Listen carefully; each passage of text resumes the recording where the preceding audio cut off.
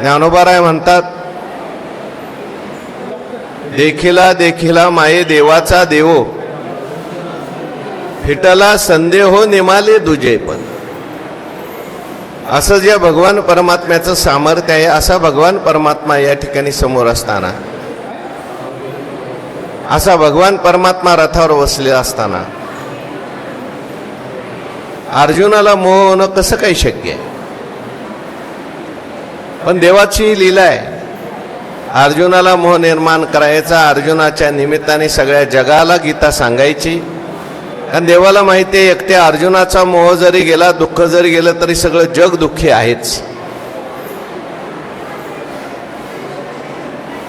तेव्हा सगळ्या जगाचा मोह घालवायचा आहे, सगळ्या जगाचं दुःख घालवायचं आहे. आणि म्हणून भगवान परमात्म्याने ही गीता ही सुद्धा एक भगवंताची लीलाच आहे, चरित्रच आहे.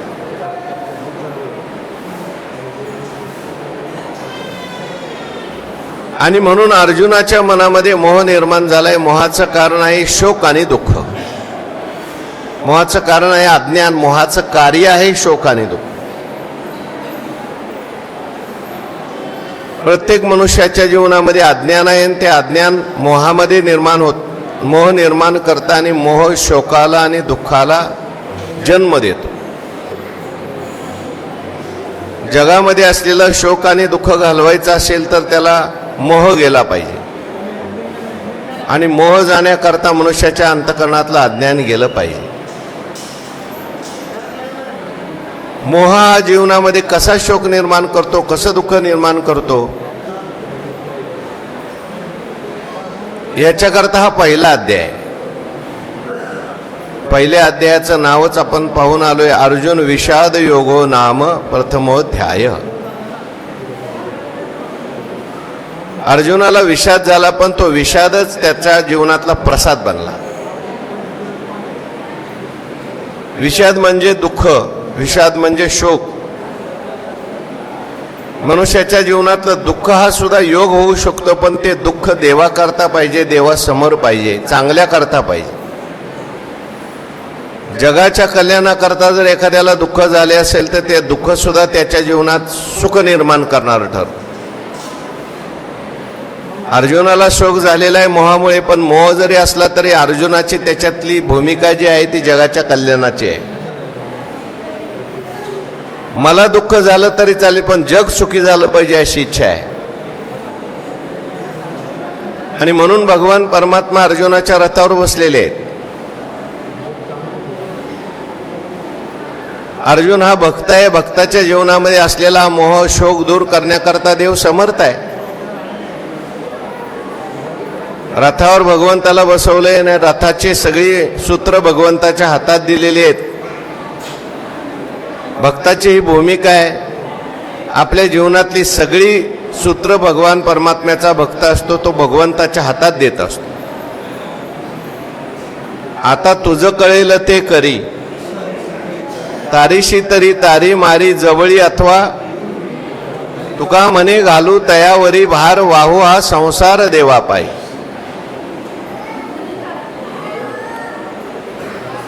तुका म्हणे भार घातलिया वरी, होईल कैवारी नारायण. अर्जुनाने सुद्धा आपल्या चरित्रातूनही दाखवून दिलं की देवाला जर रथावर बसवायचं असेल कशी भक्ती केली पाहिजे.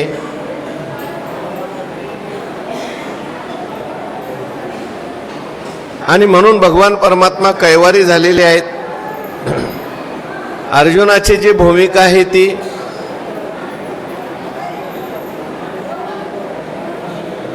जगत कल्याणाची जरी असली तरी सुद्धा मोहातून निर्माण झालेली आहे.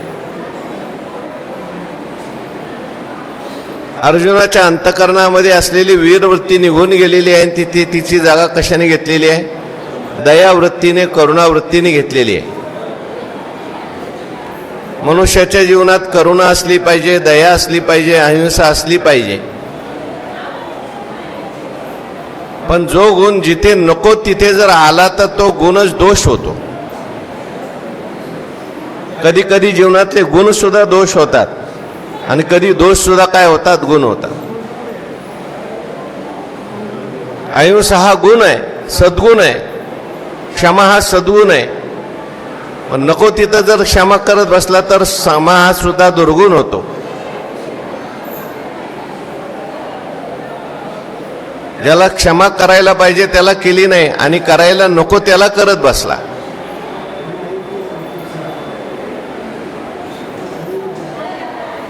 क्षमा जी आहे, अहिंसा जी आहे, ती अहिंसा सद्गुण जरी असला तरी दुष्टाला जर अहिंसा आपण दाखवली तर दुष्ट आणखीन दुष्टपणा केल्याशिवाय राहत नाही.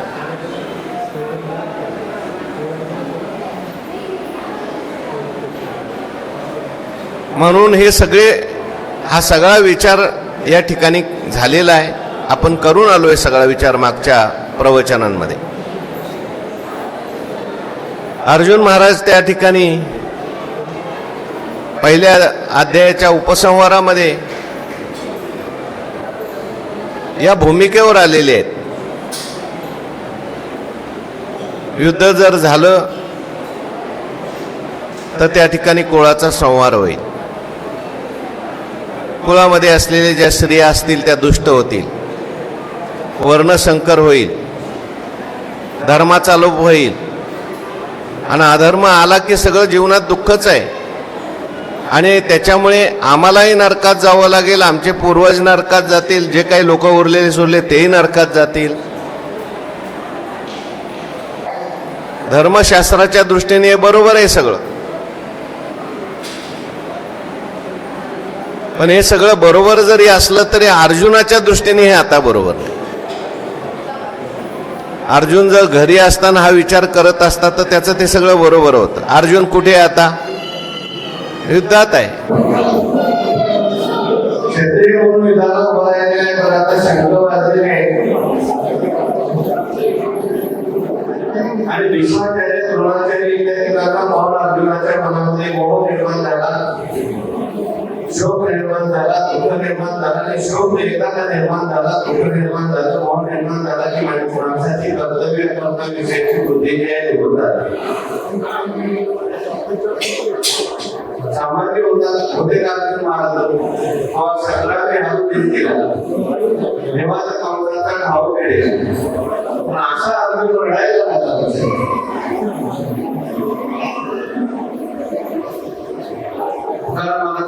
गेली विरसरी मग त्याची भारताची शब्द आहे. एका मनुष्याच्या जीवनामध्ये धीर गेला, मोह निर्माण झाला, शोक निर्माण झाला, किती मोठा मनुष्य असला तरी सुद्धा तो धीर होता, मृत्यू होता. काय करावं त्याला सुचत नाही. म्हणून कोणताही निर्णय घेत असताना शोक नको, मोह नको, दुःख नको.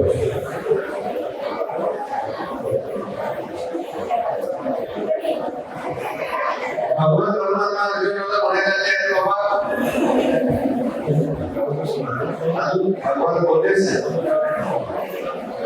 अर्जुनच मनाच्या मनात सगळं बोलतोय. भगवान परमात्मा बोलत नाही. कदाचित देवा तू असं म्हणशील, आता मी जर युद्ध केलं नाही तर लोक सगळे तुला सोडणार आहे. आपण जरी अहिंसा धारण केली तर दुसरं काही दुष्टभाव सोडतो का? हा मला गेला, अर्जुन गेला ते गेला, हा मंदिर गेला ते गेला, अर्जुनामा गेला, हा सगळे बोलून निकाल नाही. आवाज वातावरण बघून भविष्यंती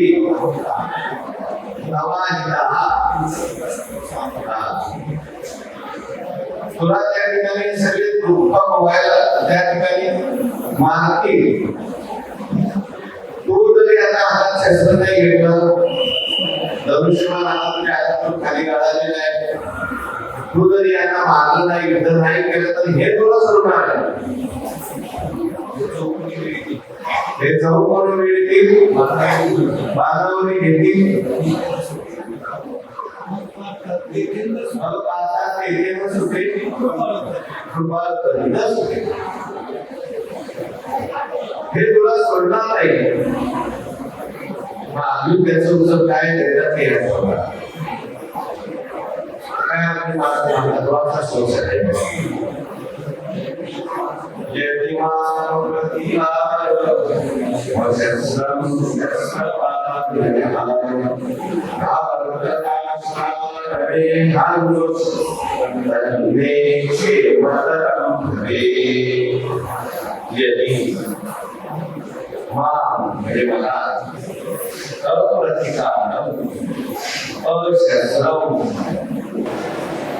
मी प्रतिकार करणार नाही, मी हातात आता शस्त्र धरणार नाही. मी प्रतिकार न करताना मी आता शस्त्र न धरलं असताना सुद्धा शस्त्र पाहणया हा धारता राष्ट्रा रणे हान्यू, त्यांच्या हातात शस्त्र आहेत. ते कदाचित त्या ठिकाणी मला मारतील. मला मारल्यानंतर काय होईल? तन्मे क्षेमतरम भवे, ते माझ्यासाठी योग्यच होईल.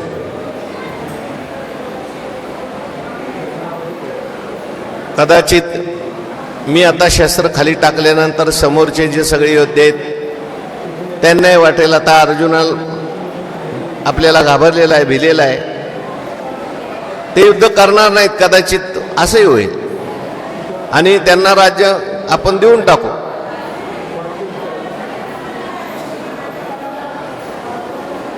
तू म्हणत असशील कदाचित ठीक आहे, अरे तू जरी शस्त्र खाली ठेवलं तरी ते तुला मारतील आणि ते काही एवढे चांगल्या मनाचे नाहीत. त्यांना माहिती आहे आज अर्जुनाला आपण सोडलं, उद्या परत अर्जुन गांडीव धनुष्य घेऊन आलाच आपल्यावर, परत आपल्याला त्रास देईल. त्यापेक्षा कायमचा काटा काढून टाकायचा अर्जुनाचा. बरी झाली संधी सापडली, आता अर्जुनाने धनुष्य खाली ठेवलंय ना, आता त्याला सोडायचं नाही असं म्हणून त्यांनी तुला मारलं, मला मारलं. यदी माम अप्रतिकारम, मी मात्र प्रतिकार करणार. त्यांनी जरी आता युद्ध करायला लागले तरी मी त्यांना काही बोलणार नाही, मी हातात शस्त्र धरणार नाही. मारू दे त्यांना मारायचं. त्यांनी कदाचित मला जर मारलं, मी युद्धात त्या ठिकाणी समोर उभा तसा राहिल्यानंतर त्यांच्याकडे तोंड करून उभं राहिलोय, त्यांनी माझ्या छातीवर बाण मारले तर मला मात्र सद्गती प्राप्त होईल. आणि युद्धात जो काही सैनिक मारला जातो त्याला वीरगती प्राप्त होते, स्वर्ग प्राप्त होतो. हातो वा प्राप्स्यसी स्वर्ग, मला स्वर्गच प्राप्त होईल. बर, माझ्याकडे शस्त्र नसताना त्यांनी माझ्यावर शस्त्र चालवलं तर त्यांना काय प्राप्त होईल?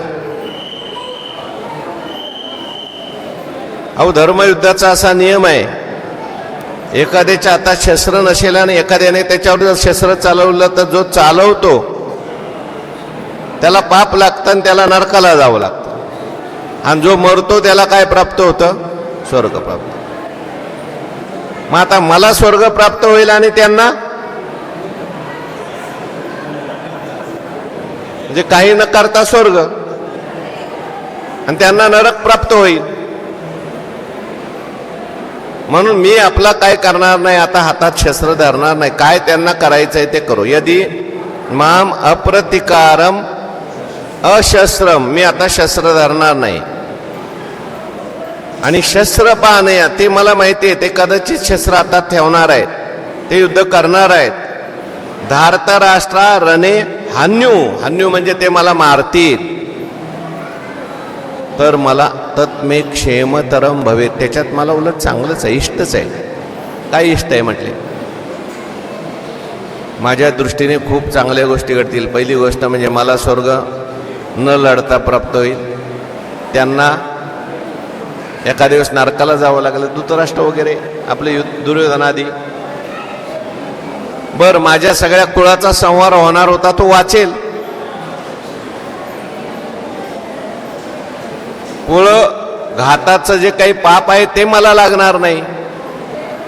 म्हणजे माझ्या दृष्टीने एक सगळं काय आहे, क्षेम तर चांगलंच आहे, इष्टच आहे, हे अर्जुनाला वाटतंय बरं का. पण खरं हे अर्जुनाची काय आहे, मोहामुळे केलेली कल्पना आहे. मोहामुळे कधी कधी मनुष्याच्या जीवनामध्ये आपण पाहून आलोय, मनुष्याचं मोहामुळे धैर्य जातं, विवेक सुद्धा जातो आणि त्याला पाप पुण्य वाटायला लागतं आणि पुण्य पाप वाटायला लागतं.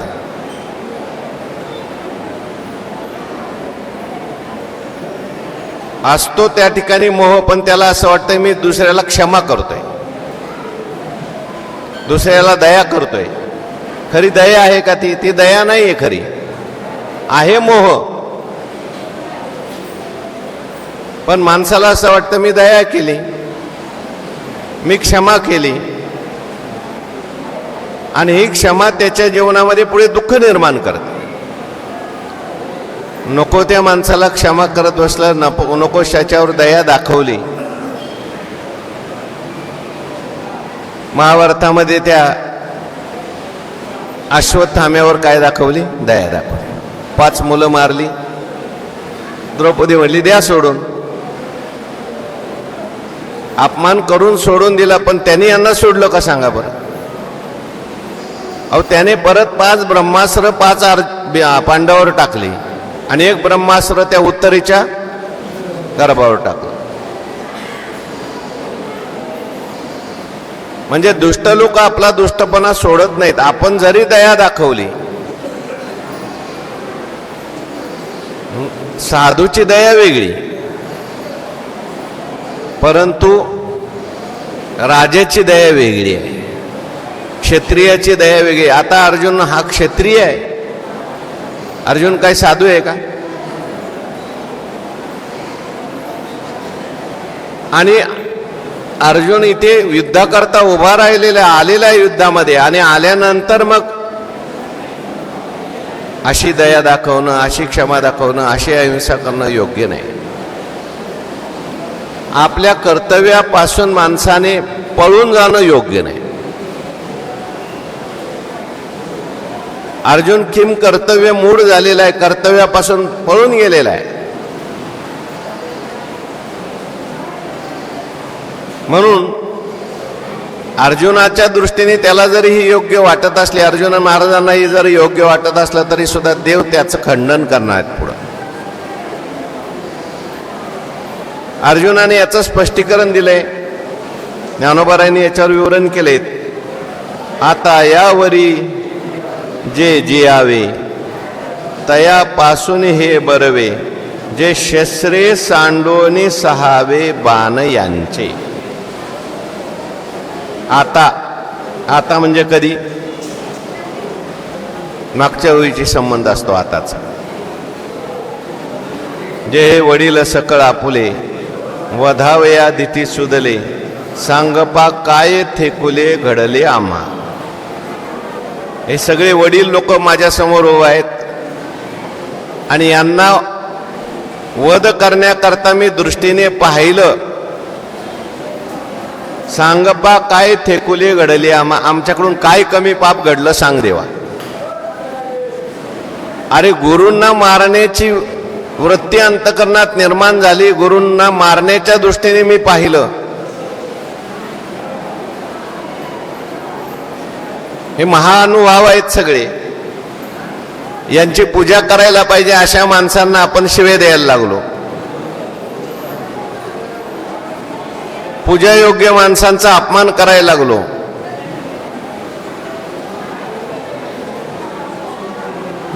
देखा संतवृंद नमस्कारी जे, घडे तरी पूजी जे. हे वाचोनी केवी निंदीजे सोय वाचा. आणि हा दोष माझ्याकडून घडलेला आहे आणि मला असं वाटतं देवा, हा दोष घडल्यामुळे आता याचं प्रायचित्त घेतलं पाहिजे. आणि याचं प्रायचित्त काय घ्यायचं. आता यावरी जे जियावे, तयापासून हे बरवे जे शस्त्रे सांडूने सहावे बाणे यांचे. कोणतं प्रायश्चित्त घ्यायचं? आता याच्यानंतर जे जगायचंय ना, त्यापेक्षा तयापासून हे बरवे, त्यापेक्षा हे मला चांगलं वाटतंय. काय चांगलं वाटतंय? जे शस्त्रे सांडोने सहावे बाण. काय नाही, यांच्या समोर असं मान खाली करून उभं राहायचं आणि यांनी आपल्याला बाणाने मारावं. त्यांनी बाणाने मारलं आणि मी मेलो की झालं प्रायश्चित्त. कारण ज्यांना पूजा करायला पाहिजे अशा लोकांना मी मारण्याची इच्छा केली होती. म्हणून आता असं मला वाटतंय की आपलं यांच्या समोर उभं राहायचं, यांनी आपल्याला जरी मारलं तरी सुद्धा सहन करायचं. शस्त्रे सांडोनी सहावे बाण यांचे, हातात शस्त्र घ्यायचं नाही, यांचे बाणाची वृष्टी सहन करायची.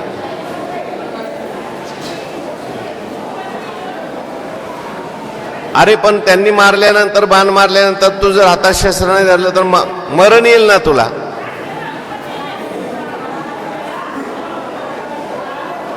तयावरी होय जितुके ते मरणही वरी निके परी येणे कल्मशे. तयावरी होय जितुके ते मरणही वरी निके. ते मरण सुद्धा मला चांगलं वाटायला लागलं. काय होऊन होणार आहे? मरण येईल. मरण आलं तर काय वाईट काय सांग बरं? क्षत्रियाला मरण युद्धात येणं याच्यापेक्षा चांगलं काय? आणि ते गुरूंच्या हातून मरण येईल.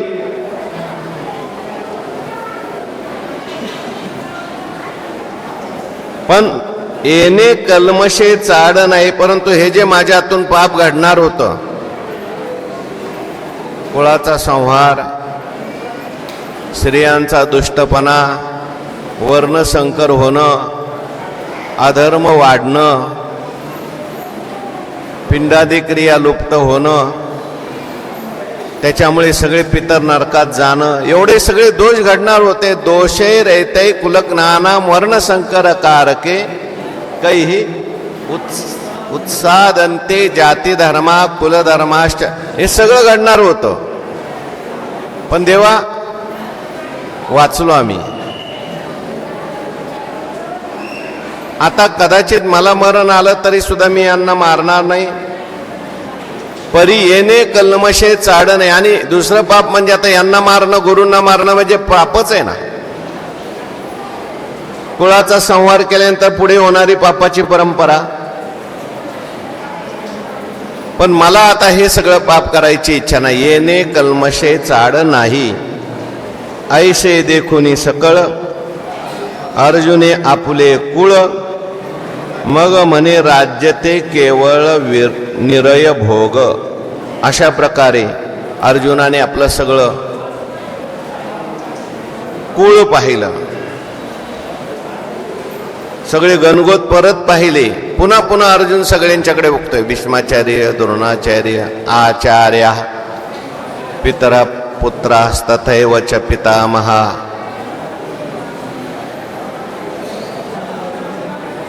काय पुढं काय? आचार्य पितर पौता शाला संबंधनस्तथा. अरे अरे,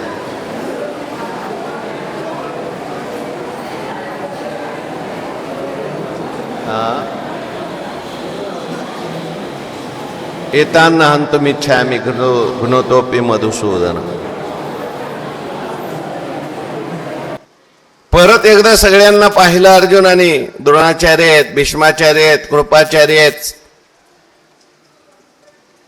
आपले भाऊ आहेत, नातू आहेत, मुलं आहेत, सगळी आहेत. आपलं गणगोत सगळं पाहिलं. आणि हे सगळं पाहून ऐसे देखुनी सकळ अर्जुने आपुले कुळ. आणि हे पाहिल्यानंतर परत अर्जुनाच्या अंतःकरणात ती मोहाची लाट येते. आणि मग म्हणे राज्य ते केवळ निरय भोग. कदाचित देवा तू म्हणत असशील, अरे यांना मारल्यानंतर राज्य मिळेल ना तुला. अर्जुन महाराज म्हणतात, राज्य ते केवळ निरय भोग. हे असलं राज्य म्हणजे नरक आहे, नरक. पुढे म्हणणार आहे अर्जुन, अजून सांगणार आहे भरपूर. अर्जुन देवाला सुद्धा समजावून सांगणार आहे. भुंजीय भोगान रुधिरक प्रदिग्धान असं म्हटलंय. एवढं तर माझं सुद्धा पाठ आहे. त्यांच्या रक्ताने माखलेले भोग भोगण्यासारखं आहे. म्हणून असलं राज्य म्हणजे नरक आहे. म्हणून मला असलं राज्य नको, मला भोग नकोत. उलट आता यांच्या समोर उभं राहायचं, शस्त्र हातात घ्यायचं नाही. यांनी त्या ठिकाणी मारलं तरी सुद्धा मरण पत्करायचं.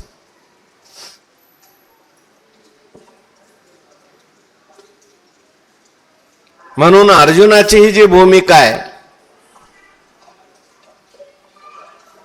आयुष्याची भूमिका आहे, दयावृत्तीची भूमिका आहे, पण इथे ती योग्य नाही.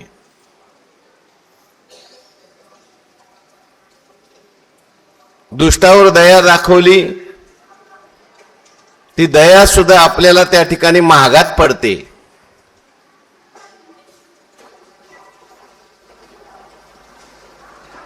इतिहासामध्ये असे अनेक उदाहरणं आपल्याला पाहायला मिळतात. असं म्हणतात, मोहम्मद घोरी आणि पृथ्वीराज चव्हाण यांचं अनेक वेळा युद्ध झालं आणि घोरींना पृथ्वीराज चव्हाण सोडून द्यायचे. आता सुधरेल, मग सुधरेल. त्याच्यात बदल झाला नाही. एक वेळेस त्याने युद्ध करत असताना तो आला. अशी ऐकिवत कथा आहे की त्याने गायी आणल्या युद्धासमोर. आता गायी पाहिल्यानंतर पृथ्वीराज चव्हाणांचं सगळं सैन्य जे होतं ते कसं होतं, धर्मयुद्ध करणार होतं. गायींना पाहिल्यानंतर त्यांच्यावर कसं शस्त्र चालवायचं म्हणून कोणी शस्त्र हातात घेतलं नाही. आणि ती संधी कोणी पाहिली, त्या मोहम्मद घोरीने पाहिली आणि त्याने काय केलं, सरळ पृथ्वीराज चव्हाणांना पकडलं. पकडल्यानंतर त्याने सोडलं का? याने त्याला 10 वेळा सोडलं असेल. किती वेळा? 17 वेळा सोडलं. आणि त्याने आता गायी समोर जरी दिसत असल्या सुद्धा, त्या गायी जरी त्यांनी पुढे केलेत असल्या तरी त्यांना त्या ठिकाणी मारणं धर्म की अधर्म? अहो, दया तिचे नाव भूताचे पालन, अनेक निर्दळन कंटकाचे म्हटलंय.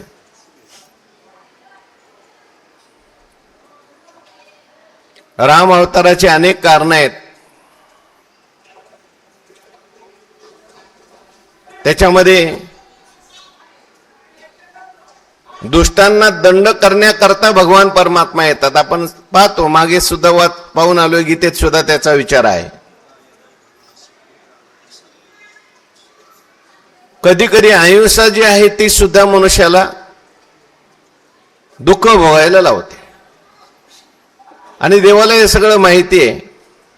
पण अर्जुनाने मोहामुळे आपली काही आयुष्याची सुद्धा त्या ठिकाणी व्याख्या केलेली आहे. अर्जुनाला मोहामुळे धर्मच अधर्म वाटायला लागला ना अधर्म धर्म वाटायला लागलाय. मोहामुळे माणसाला कर्तव्यच अकर्तव्य वाटतं ना अकर्तव्य कर्तव्य वाटतं. आणि कर्तव्यापासून मनुष्य चुकतो आणि मग जन्मभर दुःख भोगावं लागतं. त्याला वाटतंय मी पुण्य करतोय पण सगळं पाप घडत असतं. त्याला वाटतंय मी पाप करतोय पण पुण्य घडत असतं. म्हणून पाप पुण्य जे आहे ते आपल्या मनाने ठरवता येत नाही. एक तर शास्त्राला विचारायचं, नाही तर मग एखाद्या मोठ्या माणसाला विचारायचं. भगवान परमात्मा समोर असताना सुद्धा अर्जुनाने मनाने कल्पना केलेल्या आहेत. मनाने निर्णय घ्यायला तयार झालेले आहेत. निर्णय घ्यायला म्हणजे आता निश्चय केला शेवटच्या श्लोकामध्ये. एव मुक्त्वा संजय उवाच एव मुक्त्वार्जुनः संख्ये रथोपस्थौपाविशत्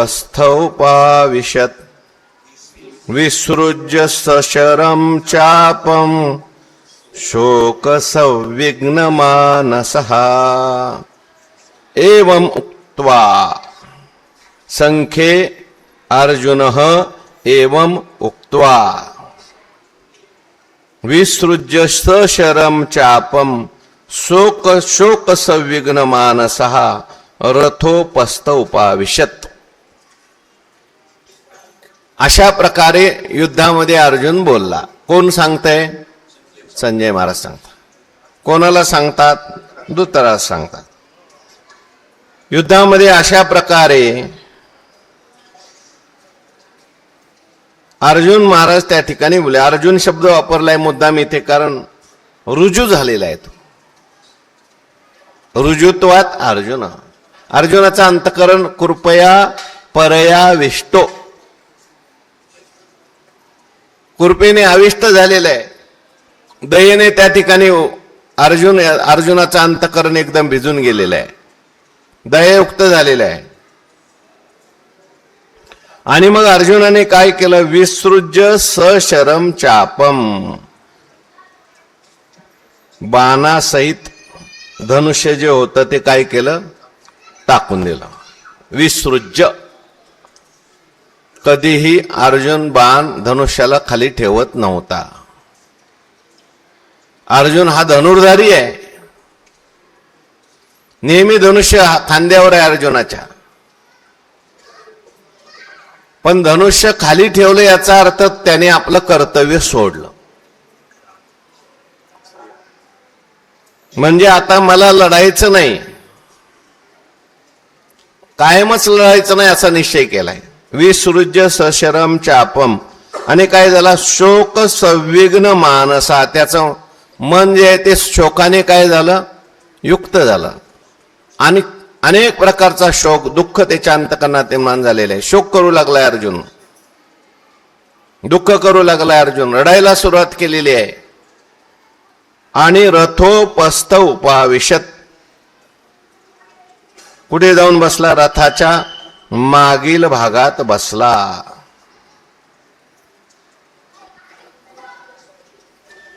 श्लोकामध्ये आले रथाच्या मागील भागात बसला, किंवा उपस्थ शब्दाचा अर्थ आहे रथाची पुढची बाजू. ते पुढच्या बाजू म्हणजे देव बसलेले होते, देवाच्या पुढे जाऊन देवाकडे तोंड करून बसला, असंही वर्णन काही ठिकाणी केले. युद्धामध्ये योद्ध्याचे जो तोंड पाहिजे सैन्याकडे पाहिजे. परंतु आता म्हटलं मला लढायचं नाही, बाण वगैरे टाकून दिले आणि मागे जाऊन बसला, पुढच्या बाजूला जाऊन बसला. पण लढायचं नाही हा निश्चय केला. ऐशे ती अवसरी, बघा ओवी काय पुढची. ऐशे ती अवसरी अर्जुन बोलला समरी, संजयो म्हणे अवधारी धृतराष्ट्र. धृतराष्ट्रा नीट लक्ष देऊन ऐक, तुझं लक्ष काय ओवीकडे दिसत नाही. ऐशे ती अवसरी अर्जुन बोलिला समरी. युद्धामध्ये अर्जुन असं त्या ठिकाणी बोलला. वास्तविक पाहता युद्धात हे बोलणं अर्जुनाचं योग्य नाही, संजयालाही पटतंय. पण संजय म्हणे अवधारी धृतराष्ट्रा, ते अवसरी, अवसरी म्हणजे त्या ठिकाणी हे बोलणं योग्य नाही. अर्जुन जर त्या ठिकाणी संन्यासी असता, साधू असता, घरी तो कदाचित हे बोललेला असता तरी योग्य झालं असतं. पण ती अवसरी म्हणजे त्या ठिकाणी अर्जुन बोलला आणि पुन्हा युद्धात बोललाय. धृतराष्ट्र पाहायला लागला, बरं झालं आता माझ्या मनासारखं झालं, अर्जुन असं करतोय. धृतराष्ट्राला आनंद व्हायला लागला. मलाही असंच वाटत होतं, असंच होणार आहे. माझी मुलं जरी त्या ठिकाणी युद्ध करता गेलेली असली तरी सुद्धा पांडूची मुलं धार्मिक आहेत, ती नक्कीच बाण हातातून खाली ठेवतील आणि माझ्या मुलांना युद्ध न करता कोर्टात न जाता सगळी जमीन मिळेल, असं मनातल्या मनात धृतराष्ट्र म्हणत होता. आम्हाला भांडणं करायची गरज पडणार नाही. आम्ही किती दादागिरी केली तरी सुद्धा आमच्या दादागिरीला समोरचे जे आहेत ते भित्री आहेत. ते म्हणतील कशाला भांडणं करा, कशाला लढा, कशाला कोर्टात जा. आणि त्यांनी माघार घेतली की अनायासे मला सगळी जमीन मिळेल असं धृतराष्ट्राला वाटतंय, राज्य माझ्या पोरांनाच मिळणार. मग अर्जुनाला संजयला म्हणायला लागला, पुढं काय झालं लवकर सांग. संजयो म्हणे अवधारी धृतराष्ट्रा, ते तुम्ही नीट लक्ष देऊ नका, ऐका महाराज, तुमच्या हिताचं चाललंय सगळं. आता तुमच्या बाजूने कोर्टात निर्णय व्हायला लागलाय बघा. खूप आनंद झाला धृतराष्ट्राला. मग अत्यंत उद्वेगाला कोण? संजय, आपला अर्जुन. पुढं काय झालं? अरे बाबा सांग सांग लवकर सांग. अहो म्हणजे काय झालं? तुमच्या मनासारखं झालं. काय झालं? मग अत्यंत उद्वेगाला अर्जुनाला खूप उद्वेग निर्माण झाला. आणि उद्वेग निर्माण झाल्यानंतर मग न धरत गहेवर आला.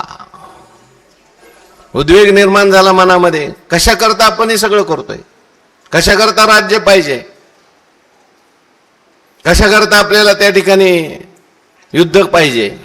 युद्ध जर केलं तर गुरूंना मानावं लागेल, भीष्माचार्यांना मारावं लागेल, कुळामध्ये सगळा अनर्थ होईल, पाप लागेल. आणि त्याचा उद्वेग झाला आणि त्या उद्वेगाचा परिणाम अत्यंत न धरत गहेवर आला. त्याची इच्छा नव्हती पण गहेवरून आला. खूप गहेवरून आलं. गहेवरून आल्यानंतर इतकं गहेवर आला की आता इथं देवासमोर कसं रडावं. श्लोकात सांगितलंय मागं जाऊन बसला, श्लोकात सांगितलंय पुढे जाऊन बसला, पण अर्जुन इथं ज्ञानोबा आहे म्हणतात बसलाच नाही तिथं. आता इतक्या गहेवर आला, त्याला इतका गहेवर आला आता म्हणला नकोच इथं बसायला. हे देवासमोर सुद्धा बसायला नको, युद्धही करायला नको, काहीच नको. असं म्हणून त्याने अर्जुनाने काय केलं बघा, ज्ञानोबा काय लिहितात. तेथ उडी घातली खाला रथोनिया. उडीच घातली, बरं पळून गेला नाही तिथून. खाली जाऊन बसला युद्धातून आणि मग आपला शोक करू लागला, दुःख करू लागला. कशाप्रमाणे झालं अर्जुनाची अवस्था? ज्ञानोबा दृष्टांत देतात. वाचा पुढचे ओळी. जैसा राजकुमार पदच्युतू सर्वता होय उपहतू का रवी राहू ग्रस्तू कळा हिनू. कशाप्रमाणे अर्जुनाची अवस्था झाली? जैसा राजकुमारू पदच्युतू सर्वता होय उपहतू का रवी राहू ग्रस्तू प्रभाहिनू. एखादा राजाचा मुलगा आहे, राजकुमार आहे, आणि त्याला जर पदच्युत केलं, अधिकाराहून त्याला दूर केलं, तर तो काय होतो? निस्तेज होतो, सर्व प्रकाराने निस्तेज होतो. किंवा जसा राहूने ग्रासलेला सूर्य तेजरहित होतो, तशी अर्जुनाची अवस्था झाली. वास्तविक पाहता अर्जुन म्हणजे तेजस्वी आहे. अर्जुनाचं वर्णन केलंय अनेक ठिकाणी, किती तेज होतं अर्जुनाच्या ठिकाणी. अर्जुनासमोर भीष्माचार्य सुद्धा तग धरू शकत नव्हते. द्रोणाचार्य, कर्ण, हे सगळे अर्जुनाच्या तेजाचं वर्णन किती ठिकाणी ज्ञानेश्वरीत केलंय.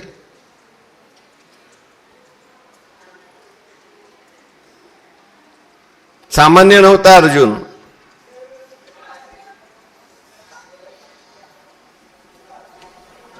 इथे का सांगता होई बघा कोणाला.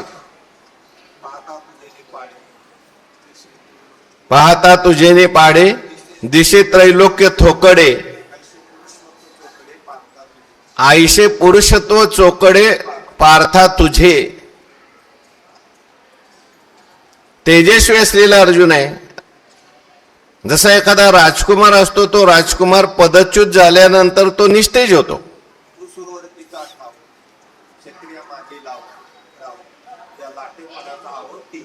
तीही लोकी म्हटलंय. अहो हे सगळे पांडव जे होते त्यांना राज्य प्राप्त झालं, त्यांनी स्वतःचं राज्य तयार केलं. आणि हे राज्य असल्यानंतर त्यांची शोभा काय होती? ही शोभा पाहावली नाही म्हणून तर धृतराष्ट्राने यांना कपटद्यूत खेळायला बोलवलं. आणि क्षत्रियाला जर कोणी कपटयुद्ध खेळायला बोलवलं तर त्याला नाही तो म्हणत नाही. अशी नीती असल्यामुळे हे गेले कपटयुद्ध खेळायला. आणि कपटयुद्ध खेळत असताना कपटाने त्या शकुनी मामाने उलटे पलटे फासे टाकले आणि काय केलं, यांचं सगळं राज्य घेतलं. मग नुसतं राज्यच घेतलं का हो? सर्वच घेतलं. आणि सर्वस्व घेतल्यानंतर त्यांची काय अवस्था झाली, पदच्युत झाले.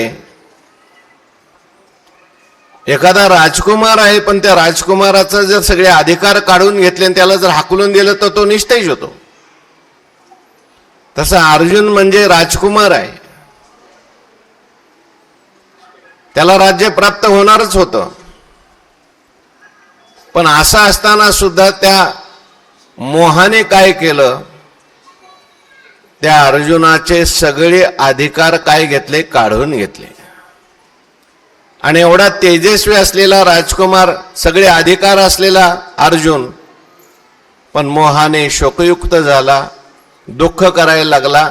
आणि त्या एखाद्या राजकुमाराचं जसं राजवैभव काढून घेतल्यानंतर तो निस्तेज होतो, तशी अर्जुनाची स्थिती झाली. जैसा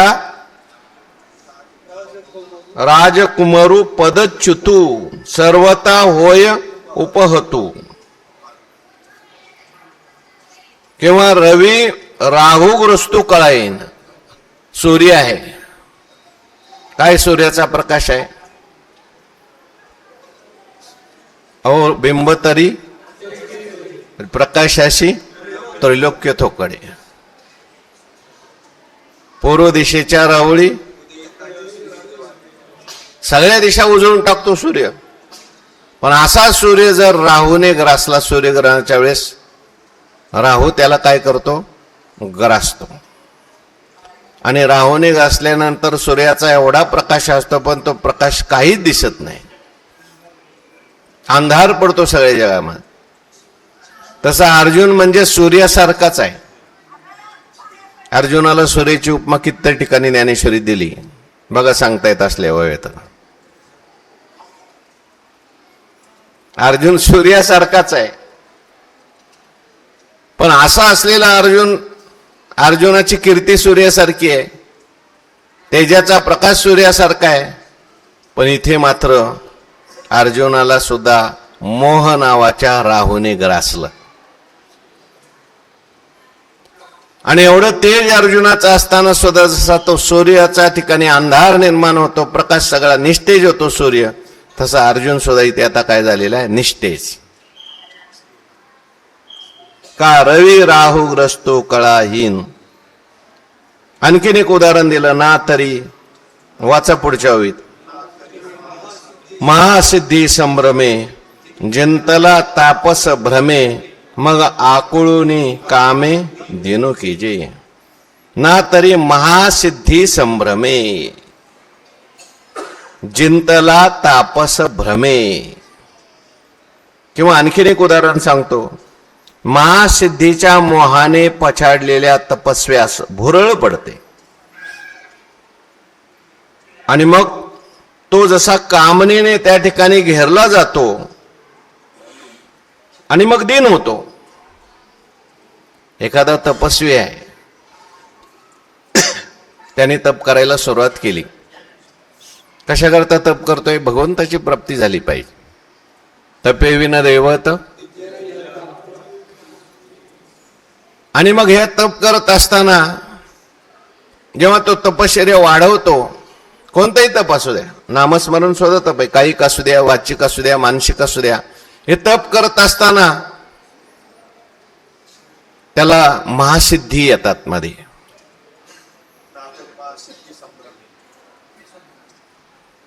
मागे अशी चोरी गेली की तपोबळे वृद्धी पातलिया भ्रंशे बुद्धी मग तया विरक्तता सिद्धी आठवेना.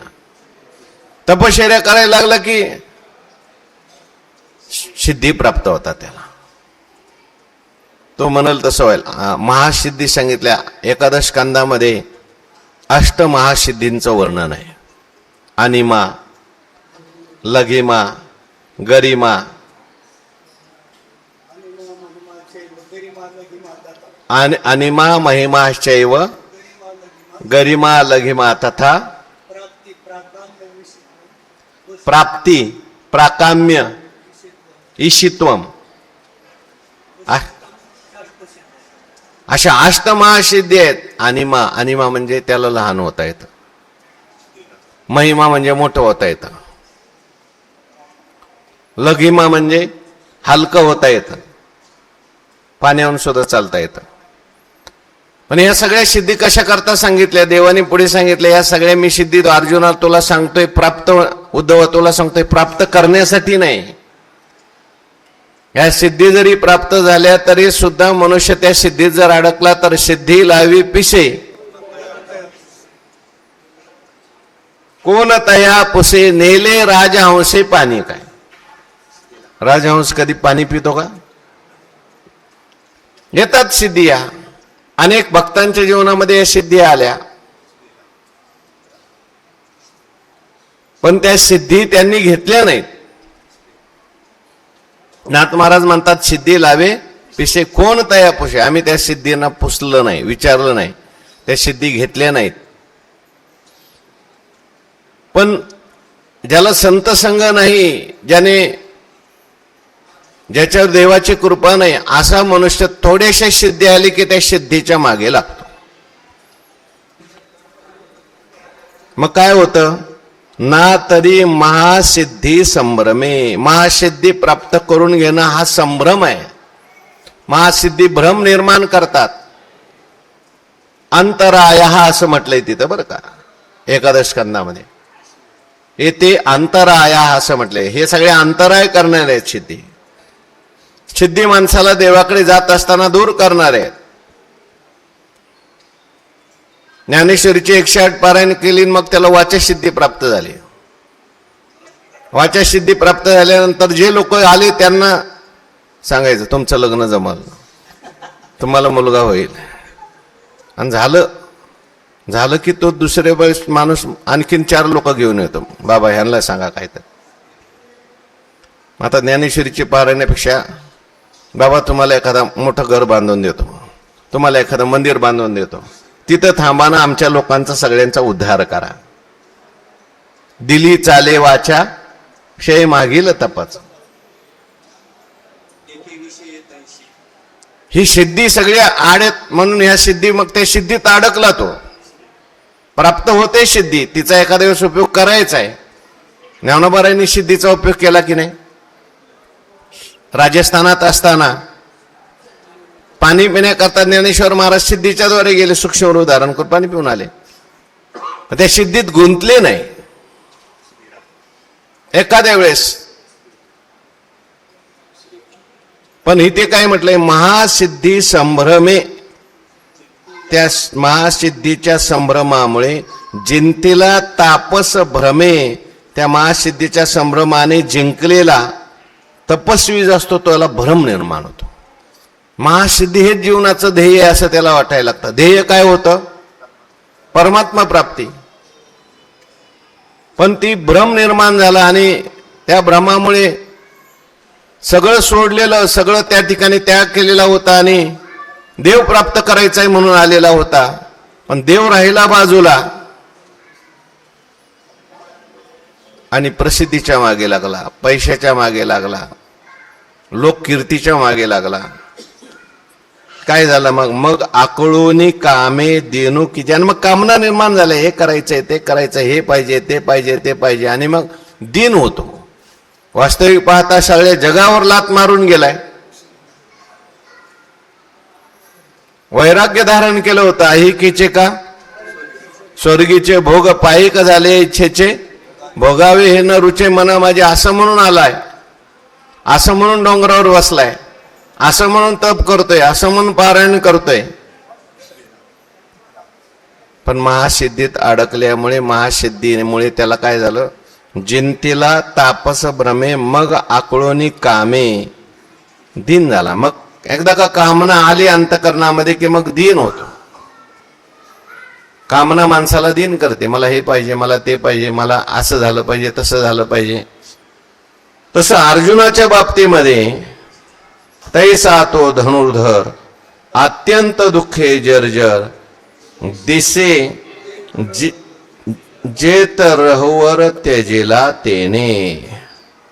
मग धनुष्यबाण सांडिले न धरत अस्तुपात आले ऐसे ऐके राया तेथ वर्तले संजय म्हणे.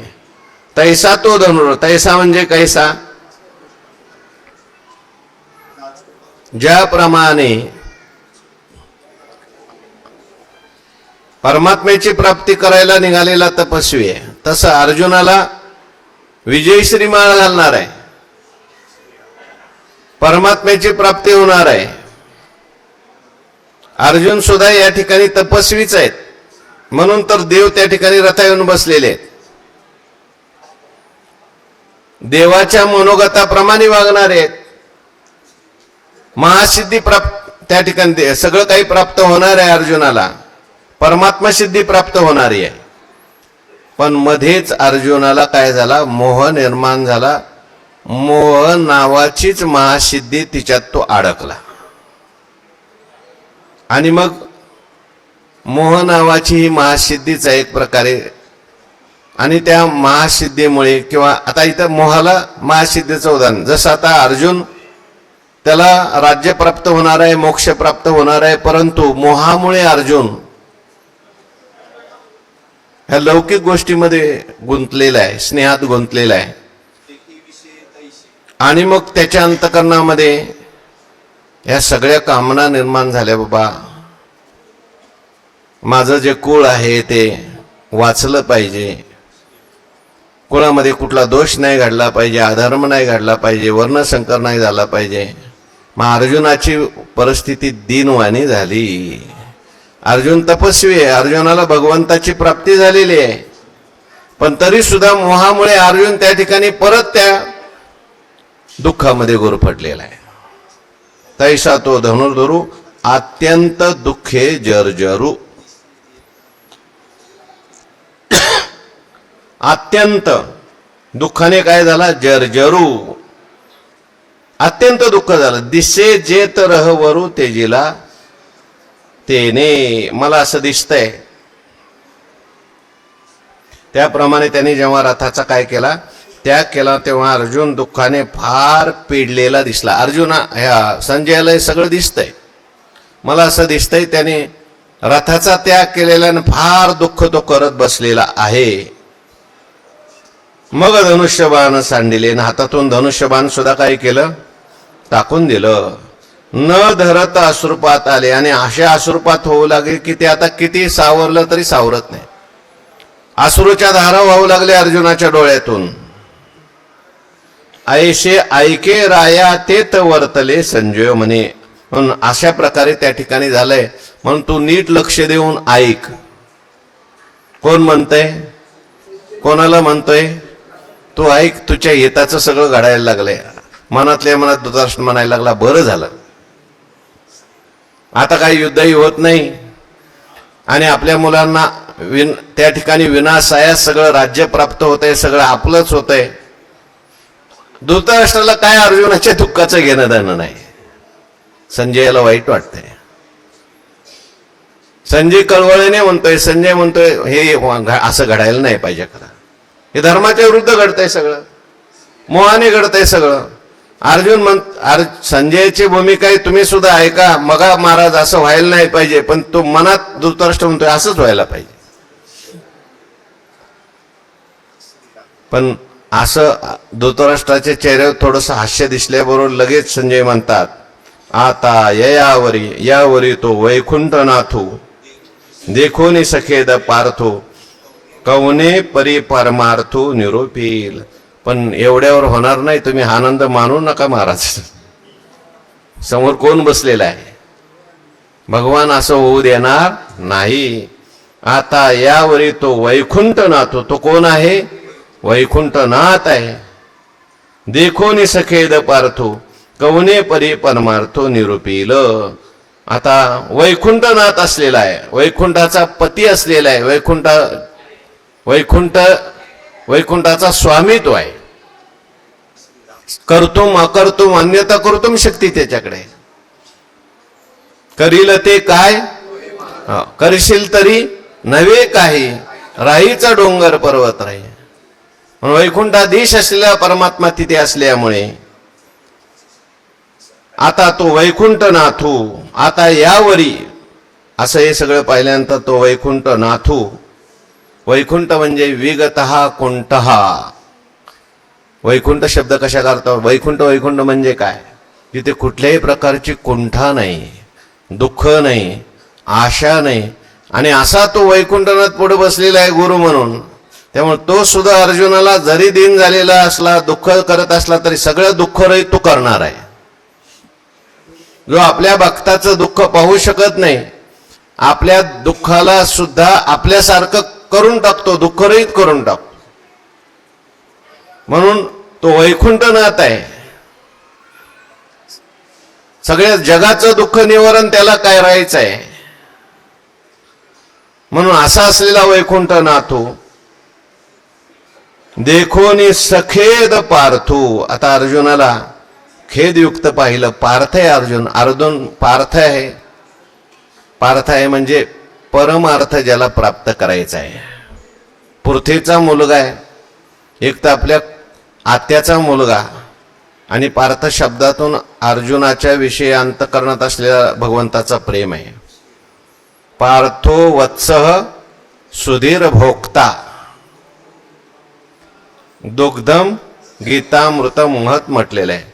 भगवान परमात्मा जो आहे पार्थ म्हटलंय. हो, दुभिन्नली जगा पुरती श्रीकृष्ण गाय. वत्स करून पार्था ते पार्थ वत्स आहे आणि श्रीकृष्ण गाय. जशी गाय जी आहे ते आपल्या वासराचं दुःख सहन करू शकत नाही. वासराला दुःख झालं की गायीला दुःख होतं. एखाद्या आग लागलेल्या घरात जरी वासुर असेल तर ती गाय जाऊन आग काढते. तसं आता अर्जुन मोहाने ग्रासलेला आहे, दुःखी आहे. पण भगवान परमात्मा गायीसारखा आहे. तो वैकुंठनाथ बर नुसता सामान्य ऐसा जो समर्थू आकाशे सर्वत्र वसावे.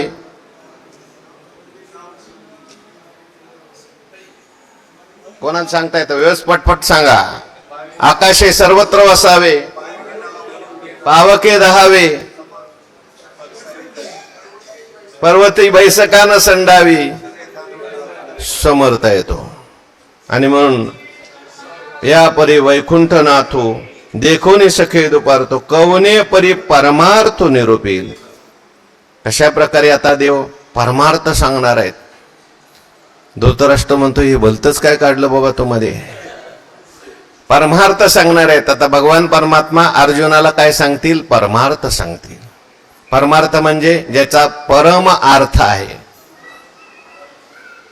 परमार्थ म्हणजे श्रेष्ठ अर्थ सांगणार आहे, श्रेष्ठ ज्ञान सांगणार आहेत, तत्वज्ञान सांगणार आहेत. जे ऐकल्यानंतर मनुष्य कृतकृत्य होतो. अर्जुनाचा सगळा शोक जाणार आहे, दुःख जाणार आहे. परमार्थ महाधन जोडी देवाचे चरण. म्हणून आता तो भगवान परमात्मा कसा सांगेल परमार्थ ते सविस्तर पुढारी कथा. अति सकौतुक ऐकता ज्ञानदेव मने आता निवृत्तीदासो. हे सविस्तर सांगणार आहेत, कथा सांगणार आहे, पण विस्ताराने सांगणार आहे. फार दुसरा अध्याय सगळा भगवान परमात्मा, दुसरा नाही पुढचे सगळेच अध्याय अर्जुनाला भगवान सविस्तर सांगणार आहेत. पुढारी कथा, ती कथा पुढे ऐकायला मिळणार आहे. अति सकौतुक ऐकता. आणि तुम्हाला सगळ्यांना ते ऐकताना काय वाटेल? कौतुक वाटेल. कौतुक काय वाटेल? अरे रडणारा अर्जुन पण हसायला लागला. गुंतलो होतो अर्जुनपणे, मुक्त झालो तुझे निगुणे, आता पुसणे सांगणे. हो, काय काय वेगवेगळं ऐकायला मिळणार आहे. कौतुकाचं ऐकायला मिळणार आहे. दुसऱ्या अध्यायात काय, तिसऱ्या अध्यायात काय, चौथ्या, सगळं कौतुकच आहे. आणि मग हे सगळं कौतुकयुक्त कथा आहे, आश्चर्यकारक अशी कथा आहे. ज्ञानदेव म्हणे आता तुम्ही सगळ्यांनी ऐका. ज्ञानेश्वर महाराज म्हणतात मी तुम्हाला ती सांगणार आहे, जी भगवान परमात्मा अर्जुनाला सांगणार आहे ना कथा. सगळं कौतुकच आहे ती कथा. म्हणजे आश्चर्यच आहे ती कथा, म्हणजे ती मी तुम्हाला सांगणार आहे, पण मी स्वतः सांगणार आहे. कोणाच्या कृपेने सांगणार आहे? निवृत्ती दासू, निवृत्तीनाथ महाराजांच्या कृपेने. मी त्यांचा दास असल्यामुळे निवृत्तीनाथ महाराज माझ्या अंतकरणात जसा प्रकाश करतील, ते जसे कृपा करतील, तशी देवाने जी कथा सांगितली ती कथा मी सुद्धा तुम्हाला सगळ्यांना काय करणार आहे? सांगणार आहे. म्हणून तुम्ही सगळ्यांनी ती कथा ऐका. अशा प्रकारे इति श्रीमद्भगवद्गीतासु उपनिषत्सु ब्रह्मविद्यायां योगशास्त्रे श्रीकृष्ण अर्जुन संवादे अर्जुन विषाद योगो नाम प्रथमोध्याय. पहिला अध्याय या ठिकाणी संपलेला आहे. दुसरे अध्याय उद्यापासून सुरू करू. पुंडलिक वरदारी विठ्ठल श्री ज्ञानदेव तुकार ठल विठ्ठल विठ्ठल विठ्ठल विठ्ठल. पुंडलिक वरदारी विठ्ठल श्री ज्ञानदेव